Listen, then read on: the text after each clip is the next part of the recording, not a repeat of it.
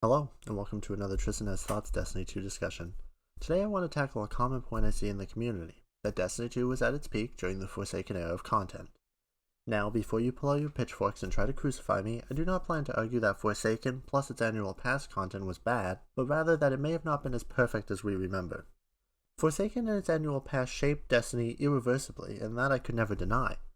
It's constantly a point of comparison for every year of content in a game, but I do feel it is unfairly compared. Destiny 2 is not perfect, and it may never be, but it's important to be fair in our criticism or else we may never see the changes that we want. Before we get deep into this conversation, a quick reminder: if you do enjoy this kind of content and would like to see more, please subscribe, as I do upload daily. The Destiny 2 community suffers from old world blues. It refers to those so obsessed with the past, they fail to see the present for what it is, let alone the future. We all, too often, are quick to judge and compare current aspects of our game to the game in previous years. I think it's important to remember that everything changes. It's natural, of course, and a game that does not change meaningfully is doomed. I think this is why we see a lot of discourse over seasons, not as they are bad pieces of content, but they have not changed and become stagnant. Hopefully in this video I can remind you some of the things that Forsaken did wrong, so other expansions could do it better. First off, let's hit leveling. I'm going to make a broad statement here, but I don't think most people enjoy the leveling process. Leveling is subject to RNG, as there is no good way to guarantee your powerfuls go to the needed slot, and they can be wasted going to a slot that is already at max power. Thankfully, this issue has been remedied by both the change to a 10 power increase each season and the seasonal artifact. For those of you who played during Forsaken, you will remember our constant 50 power increases season to season. Every season, our power would increase by 50, meaning you would have to spend a few extra weeks in your attempt to level.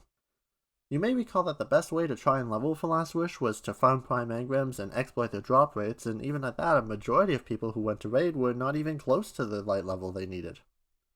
The upper echelon may try to tell you this is how a raid should be, but I wholeheartedly disagree.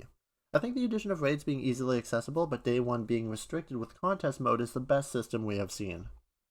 Forsaken era power grinds simply gated more casuals from engaging with most content. If you didn't grind to max power during Forsaken, good luck doing a Black Armory Forge for the first week at minimum. Many players who returned for Black Armory were simply unable to complete the event as the light level was so high and they most likely never hit max light. I think content being more accessible at a base level has been a huge plus for the game.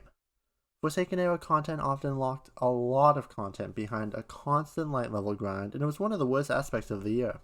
This led to huge drop-offs between Forsaken's launch and the seasons that came after, as many players simply grew tired of the arbitrary power grind. Infusion is so nice and simple today. One enhancement core, a little glimmer, and some shards, and you can infuse. You even get a few handfuls in the season pass. What a much nicer and simpler system. Forsaken was not like this at all. Forsaken is the expansion that added Masterwork cores, for those of you who do not remember. These little suckers were added to Infusion along with 5k Glimmer and 25 planetary materials to, quote, make Infusion a conscious decision. This was the worst possible idea. I know more than a few content creators who were very vocal about how they advocated for the more costly Infusion, but this was a terrible change for a majority of the community. Infusion became so expensive, it was common to only infuse one single loadout, and only on very large power increases. I, for one, during Forsaken, used a lot of blues, as I did not want to burn all my materials infusing. It was absolutely no fun.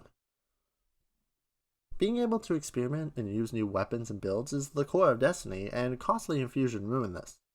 Enhancement cores could not be farmed easily at all, and only a few, 3 if I remember correctly, could be bought at Spider daily without the legendary shard cost being astronomical. Thankfully, this was walked back rather quickly by Bungie, and I think this was a good wake-up call for them. Of course, your more hardcore player base should be listened to, but they are generally only going to suggest changes they feel are good for them, and Infusion was one of those changes. If you were Destiny rich, or played 10 to 12 hours a day, Infusion was not that bad, but for the rest of the player base, it was a massive pain point. Time-gating content. A lot of people complain about our current seasonal content and how it's all time-gated and only progresses weekly. Well, I hate to break it to everyone, but Forsaken and its seasons did this as well. This is a little side note here, but I think a lot of people are forgetting almost every aspect of the Forsaken annual pass content was time-gated. From exotic quests to seasonal activities to weapons, just about everything was time-gated in some regard. Forsaken's annual pass story content was also, in my opinion, inferior to the story content we get today. Destiny has done a fantastic job creating a world that feels like it flows and evolves from one story to the next. Each season has a unique story which has an effect on the greater story at hand. Seasons build into each other, which culminates with larger plot points and changes in expansions. Forsaken's annual pass story was very rigid and felt very separate from one another. All the seasons had decent bones and foundations, but going from something like Black Armory to Joker's Wild was a bit of a head-scratcher. There was no consistent narrative thread throughout the seasons, and they were more like short, piecemeal stories. I know story is a more subjective topic compared to some of the other issues I brought up, so I won't go too deep into the weeds with this, but I do feel like the storytelling and world has improved drastically since Forsaken. I want to reiterate that my goal is not to say these issues led to Forsaken and its annual pass content being bad.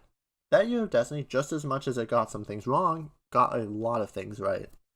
Black Armory, with its weapon bounties being some of the first focusing style grinding we got, Joker's Wild tried to invest into a core playlist in a way we've never seen before, and Season of Opulence gave us what feels like a very early precursor to crafting and was beloved by the community. What do you think? Do you think Forsaken was the best era of content for the game? Let me know your thoughts below in the comments. I'll be keeping an eye on the comment section, so please keep it respectful and I'll respond to any comments I see. A reminder to subscribe if you enjoy this kind of content, as I upload daily. Going forward, after each video release, I will be going live on Twitch if you would like to continue the conversation. You can find me at twitch.tv/TristanHasThoughtsD2. And remember, for each like this video gets, a capybara gets a big scritch.